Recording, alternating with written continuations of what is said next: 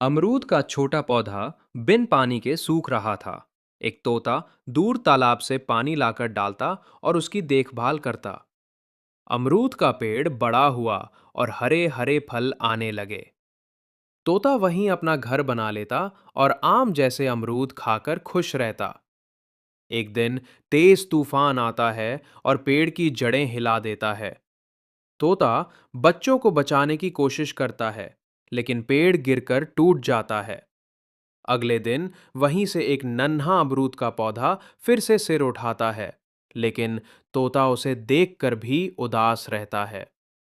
फिर लाइक या सब्सक्राइब नहीं किया।